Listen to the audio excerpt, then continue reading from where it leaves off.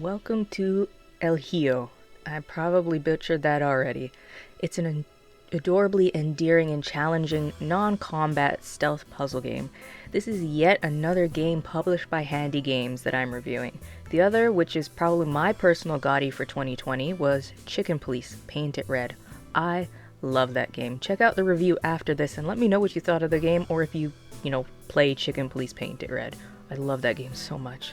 In El Hijo, you guide a 6-year-old character by the same name through various locations, like a remote monastery, a desert far as the eye can see and dry, just desert, the good old desert, and a frontier town stuffed full of crime and villainy with, various points in between. Your whole goal is to reunite with your mother after she brings you to the monastery to protect you, while she goes after the bandits that burnt your home to the ground. So let me state, I am going to butcher a few things here. You guys know, if you've watched my streams or you just know me, I can barely speak English and it's my first language. So brace yourselves. As of right now, this game is available on Mac OS X, PC, PS4, Xbox One, and Stadia. And in Canada on Steam right now, it's $22.99. So I don't know what it is in the States. It's a spaghetti western game from... I'm just going to put it on screen. The Studio and Quantum Frog. Additionally, El Hijo is a true-to-form stealth puzzle game that I can't help but draw comparisons to, like, Felix the Reaper, Felix, whatever, or the Assassin's Creed Chronicle games, the India, Russia, and China ones. So it's so close, minus, the death and killing in those games. History time, y'all. You thought I'd let you leave without some knowledge? That's not gonna happen. So according to Wikipedia, the spaghetti western, also known as Italian western, or primarily in Japan, macaroni western, why don't they just call it pasta western, is a subgenre of western films that emerged in the mid-1960s in the wake of Sergio Leone's film style and international box office success. The term was used by American critics and those in other countries because most of those westerns were produced and directed by Italians. Some of the most notable westerns, spaghetti westerns, and some of my favorite are The Good, the Bad, and the Ugly, A Fistful of Dollars, and Once Upon a Time in the West. Seriously, good movies. If you love, like, Red Dead Redemption was inspired by the spaghetti westerns. I think you guys would like them. So back on El Hijo. There is a gallery of concept art that is unlocked by inspiring children and remaining undetected through the levels, which is easier said than done. I swear, just the priests in the monastery made me want to cry, and that's just the opening of the game. So many hours spent in that monastery. As you can tell, or if you know me, my patience in gaming goes down to pretty much nothing. I'm a very patient person in real life, but gaming, I just have no patience for things. And this game is difficult and challenging. As you go through, you inspire children in the levels, and you receive, they replenish your gadgets, or you get small gifts from them, and the points you get from inspiring them go to unlocking even more things in the gallery. There are 69 children to inspire that are hidden around the levels. One of the first things you should do when you load up into a new level in this game is pause it to see how many children are there, because they can be hidden in weird corners of the map. So gameplay-wise, let's be honest, there's really nothing revolutionary here. You use gadgets, what are those? To distract, hide, and push objects and sneak around. It's a non-violent game. Think of the Mary Jane sections from PS4 Spider-Man, but not as if you've played them, especially when you see them in the DLC and you're like, oh god, more of these. Not quite as tedious as those. A cool gameplay feature though is the bird's eye view, which you have a little bird companion, little cutie that you hold. I can't remember what the button is because I'm old and I forget things, and it lets you look around and try to see where the children are, see the vision cones that they're not enemies, because I guess they technically are enemies. See your enemies' vision cones, and they all have a detection circle around that you can't walk too close to them. I can't tell you how many times I've been caught doing that, but this little bird, I can't help But think of another game that this reminds me of. I wonder what game it is. If you guys know what game I'm thinking of in the comment section, let me know.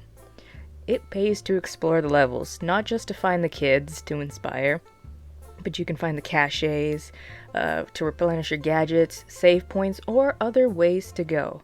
There's tons of replayability searching for the kids, but if you want to explore other ways to go, there's always things to do.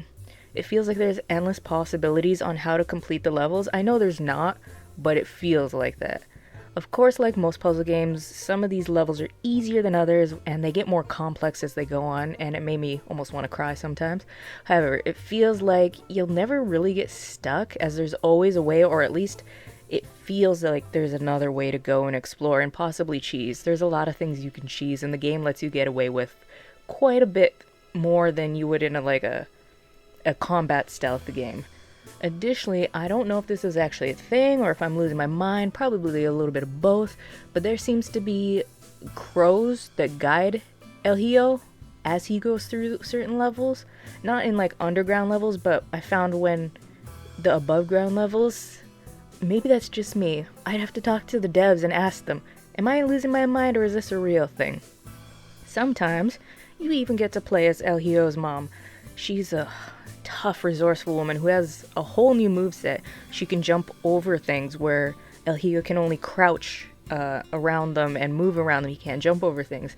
She seems to have further range on the gadgets, or maybe that's just me losing my mind, whatever. And it was just a fresh change up and break in the gameplay. Her sections and her son's sections, El Hijo, go on at the same time story-wise, or at least that's what it seems. But however, no matter who you play as, there's plenty of ways to solve the puzzles, and you can do a gadgetless run, you can do gadgets only run. There's sometimes the game will force you to use gadgets when they're introducing them to you, but other times it's just play the way you want. It's a good thing that this game and the levels are so beautiful, because you will spend a fair bit of time in some of them, or replaying them to inspire all the kids. There's that replayability again. If you keep your eyes open, you can see some cool things in the backgrounds along the way. Sometimes in the desert section, there's skulls just kicking back, relaxing, having a little beach party, it looks like, in the background. However, I can't tell you how much time I spent in the cloister level in the monastery. I got so frustrated, and it made me want to rush, but this game will punish you if you rush. Oh my god, will it punish you if you rush. The cutscenes are like a hand-painted look with smooth animations, while the gameplay is in, isometric 3D. The cutscenes kind of remind me, if you've played Carto, it's on, at the time of writing this, it's on Game Pass. It kind of reminds me of that visually, or something where the water tastes like wine. Kind of visually like that. Sometimes I just had to stop, hide, of course, so I don't get caught, and look at the levels to admire the level design and then the natural flow and direction that the game has you follow, and just the way that the directors put the levels together just flows and looks so beautiful. I do miss the fact that this has no voice acting, but I also agree that not every game needs voice acting. In fact, I played quite a few games this year, and in my life, that have no voice acting. There are grunts, giggles, and other sounds, so it's not a noiseless void, but there's no voice acting. In fact, the absence of voice acting really draws attention to the excellent sound design this game has. The ambient music would be right at home in those spaghetti western movies I mentioned, and the patting of your little feet as you sneak around really amused me to no end for some reason. I'm getting old. It's a small detail that didn't need to be there, but the devs took time to do it. I said the same thing when I was playing Dark Watch. As you walk, you can hear the sound of your spurs. It's something that doesn't need to be in there, but it is, and I appreciate it. Now, as you can obviously tell, I had a good time playing this, and yes, I do think you should pick this up. If it's your type of game, of course. Stealth is not everybody's favorite type of game. Even Assassin's Creed did away with the stealth. However, there are a few issues that I do have to point out. Firstly, the game ran well most of the time, including with me having it a full window, or full screen, and tabbing in and out, full windowed, and all that stuff, doing different visual things and different refresh rates just to find any issues and try to troubleshoot. I do it with most games. Unfortunately, or maybe not, maybe it's a good thing. I did soft lock 2 times, both in loading screens, but it didn't affect my save progress. It just looked like it loaded, but it kept me in a black screen for more than a minute, and then I just had to. It didn't even let me Alt F4 to shut it down. I had to Task Manager, tab out Task Manager it. But it's only 2 times in the entire time I played, so I've played AAA games with way more issues. Secondly, and this is my only other complaint of the game, but it's big to me. It's bigger than the soft lock. That's why it's at the end of the list.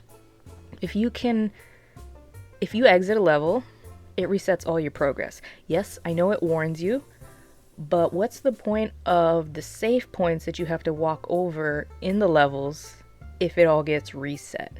It kind of sucks because sometimes you need to walk away from a tough level. I had to walk away from the cloister, like here we go with the cloister level again, the cloister level in the monastery a couple times because I wanted to inspire all the children in one run, but I just couldn't do it. So I had to walk away for several times. It irked me that when I walked away, all my progress was reset back to the start. Most of you know I work on multiple reviews and retrospectives at the same time, and often if I get stuck in one game, I'll go play another one, and just knowing my progress for the level, even if I'm only stuck at the last bit of that level gets reset, is very frustrating. And it kind of made me several times be like, do I want to keep playing this game? To be honest, if I wasn't under a time crunch, I don't know, it was so frustrating. If you get caught, that last save point you walked over resets, and I don't know why it can't do that. That just be the checkpoint for the game. Some people aren't going to like it, some people probably don't care about it, but that's just something that I had to point out because it was frustrating. Overall, El Hijo is a wonderful stealth puzzle game without combat. Yes, it's going to frustrate you.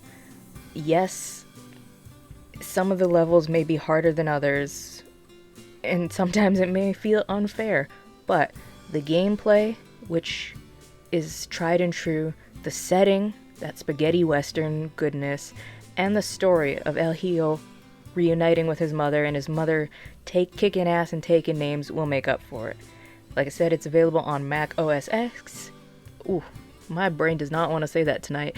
PC, PS4, Xbox One, and Stadia. If you love isometric indie stealth games, I think this will be right up your alley. Have you played this game? Have you even heard of this game? If you have, tell me what you think about it below, and just have a good day and play some games. I'll see you guys in the next one. Bye, guys.